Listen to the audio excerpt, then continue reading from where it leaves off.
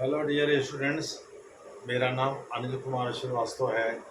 आपको पता होगा कि आजकल मैं करंट अफेयर्स पर खास करके विशेष ध्यान दे रहा हूँ और उसमें भी अंतर्राष्ट्रीय घटनाक्रम पर विशेष ध्यान दे रहा हूँ ताकि आप लोगों को प्रारंभिक परीक्षा जो आने वाले समय में यूपीएससी ऑर्गेनाइज करने वाली है उसमें ज़्यादा से ज़्यादा लाभ मिले। लेकिन ये वीडियो फ्री में उपलब्ध कराने के लिए या उपलब्ध होने के लिए आपको मुझे थोड़ा सा प्रोत्साहित करना होगा, प्रोत्साहित नहीं करना होगा। और इसके लिए आपको बस कुछ नहीं करना है, सब्सक्राइब कर देना है हमारे चैनल को और शेयर करके अपने फ्रेंड्स को भी बता देना है, लाइक भी कर देना है, जिससे व्यूज़ भी बढ़ेंगे और सब्सक्रिप्शन की संख्या भी बढ़ेगी। बहरहाल हम लोग अगले टॉपिक पर चलते हैं। आप सभी को पता होगा कि अमेरिका के नए राष्ट्रपति डोनाल्ड ट्रंप पहले कार्यकाल के दौरान भारत के पक्ष में सारी बातें करते थे, लेकिन इधर बहुत फ्रस्ट्रेट लग रहे हैं। वो भारत से पंगा लेने में उनको मज़ा आ रहा है। अब फ्रस्ट्रेशन के बहुत सारे कारण हो सकते हैं, हम ये नहीं बताएंगे। लेकिन चुनाव के दौरान जो उन्होंने कहा था कि वो अगर सत्ता में रहते तो रूस और यूक्रेन का युद्ध शुरू ही नहीं हुआ रहता, तो कहीं और उनकी दाल गली नहीं। तो भारत और पाकिस्तान के बीच जो है ये फ्रस्ट्रेशन उनका खुलकर सामने आया जब उन्होंने सीज फायर की वकालत की।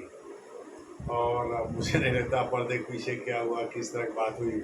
उसके पहले शायद नरेंद्र मोदी जी से जेडी वांस, जो कि वहाँ के उपराष्ट्रपति हैं, उन्होंने बात किया था कि भाई युद्ध को रोका जाना चाहिए। लेकिन मुझे ऐसा लगता है डोनाल्ड ट्रंप साहब के नाराजगी का मेन कारण ये है जैकुबाबाद, जो कि पाकिस्तान में एक एयर स्टेशन है, वहाँ F-16 विमान रखे जाते हैं।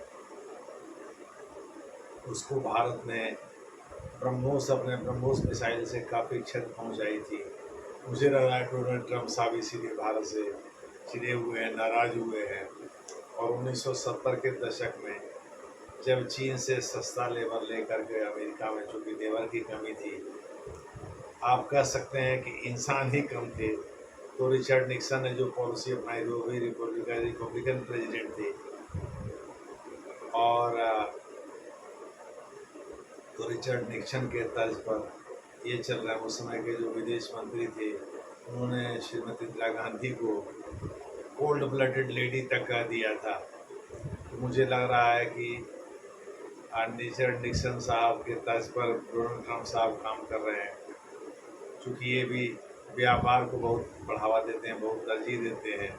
साथ ही राष्ट्रपति तो है ही, सोचते हैं भाई अमेरिका को फिर से दुनिया का सबसे ताकतवर देश बनाने का ये एक तरीका है कि जो डोनाल्ड ट्रंप साहब कहें वह पत्थर की लकीर बन जाए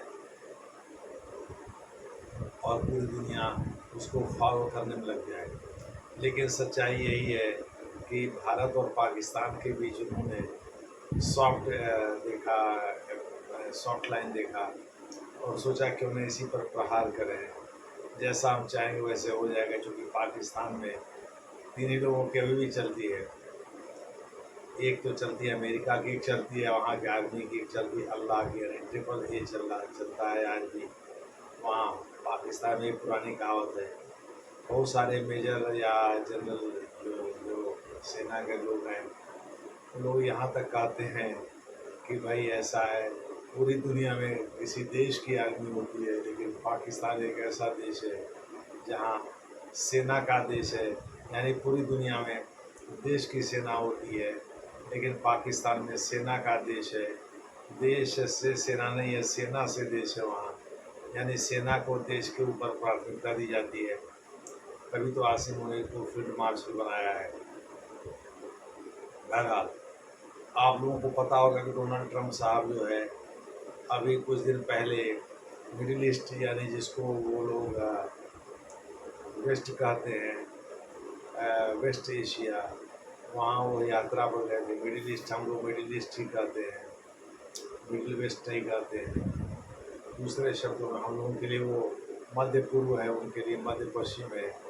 वहाँ की यात्रा पर गए थे, तो उन्होंने वहाँ कतर की राजधानी दोहा में है, वहाँ उन्होंने संबोधित करते हुए पत्रकारों से कहा कि भाई हमने जो आईफोन के मालिक टिम कुक जो कि सीईओ हैं उनसे साफ साफ कह दिया है भाई आपको फैक्ट्री लगाना है तो अमेरिका में लगाइए, भारत में मत लगाइए। तो ये तो सभी तरह के राष्ट्राध्यक्ष बोलते हैं, चाहे वो अमेरिका हो चाहे भारत हो। जैसे भारत में नरेंद्र मोदी भी मेक इन इंडिया कार्यक्रम लेके चलते हैं। हर देश चाहता है कि भाई उसके यहाँ कोई बड़ा उद्योगपति उसके यहाँ उद्योग लगाए और इस पर जो है वो अपने लोगों को वहाँ रोजगार दे। दूसरे देश में पैसा लगाएगा तो वहाँ के लोगों को इसका लाभ होगा।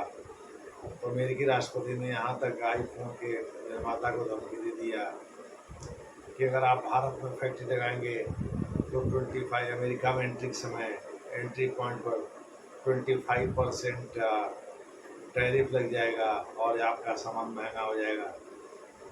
तो भी टिम कुक ने माना नहीं, सुना नहीं, क्योंकि टिम कुक चीन से शिफ्ट करके आ गए थे भारत की ओर और भारत में एक बहुत बड़ी फैक्ट्री लगा रहे थे।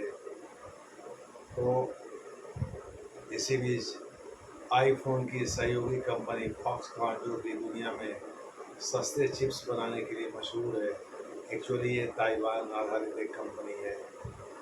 ताइवान दुनिया का सबसे बड़ा चिप बनाने वाला चिप मैन्युफैक्चरर भी है, चिप बनाने वाला देश भी है। इलेक्ट्रॉनिक चिप की मैं बात कर रहा हूँ।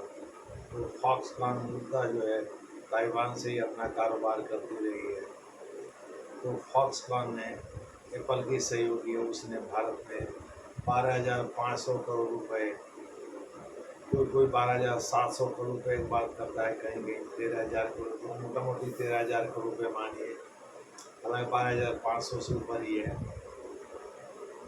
तो उतना निवेश करने का फैसला किया। संभवतः इनका मेन निवेश जो है यहाँ नोएडा में हो रहा है और कोई गुजरात में हो रहा है।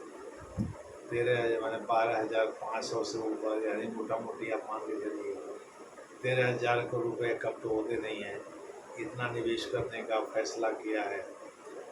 12,700 भी मानेंगे तो भी बहुत कम राशि नहीं है। तो फॉक्सकॉन ने यह तय किया है कि वह भारत में भारी भरकम निवेश करके इलेक्ट्रॉनिक चिप्स बनाएगा। तो सबसे बड़ी बात यह है कि जब एप्पल ने फैसला कर लिया है और अमेरिका में ट्रू डेमोक्रेसी है, अगर ज़्यादा डोनाल्ड ट्रंप सब दबाव बनाएंगे तो टिम कुक साहब चले जाएंगे कोर्ट और कोर्ट से उनको राहत मिल जाएगी। तो मोटे तौर पर आप कह सकते हैं अमेरिका में ट्रू डेमोक्रेसी होने के नाते कोई उद्योगपति या बिजनेसमैन किसी राष्ट्रपति के धमकी में नहीं आता या किसी प्रशासनिक हमले के धमकी में नहीं आता। इसीलिए वहाँ भ्रष्टाचार भी कम है, क्योंकि वहाँ आप ये नहीं करोगे हम ये कर देंगे वो कर देंगे, आपको नुकसान का अंदेशा होता है। ऐसी दिशा में आप ब्राइब यानी घूस देते हैं। You start greasing the palm of the government officials. सरकारी अमला का वो टेबल के नीचे से पैसा देना शुरू कर देते हैं, क्योंकि यही तो उनकी खासियत है। चूँकि हर चीज़ सरकार ने अपने हाथ में ले रखा है, बहुत कम चीज़ें प्राइवेट सेक्टर में हैं, और जो प्राइवेट सेक्टर में वो उनको भी किसी न किसी रूप में, चाहे लाइसेंस लेना हो, चाहे किसी स्पेक्ट्रम की नीलामी खरीदना हो, चाहे कुछ भी करना हो, उसके लिए सरकार के पास जाना ही है। तो मोटे तौर पर आप कह सकते हैं कि भारत में जो स्थिति है वो थोड़ी सी बेहतर हुई है नरेंद्र मोदी के आने पर। नरेंद्र मोदी तो गुजरात के आने वाले हैं, दूसरा व्यापार ठीक से समझते हैं, उनको पता है कि ज़्यादा रिस्ट्रिक्शन पर प्राइवेट कंपनियां भागेंगी और एफडीआई निवेशक भी भागेंगे। तो फॉक्सकॉन ने जो भारत में पैसा लगाने का फैसला किया है, एक्चुअली ये एफडीआई ही है।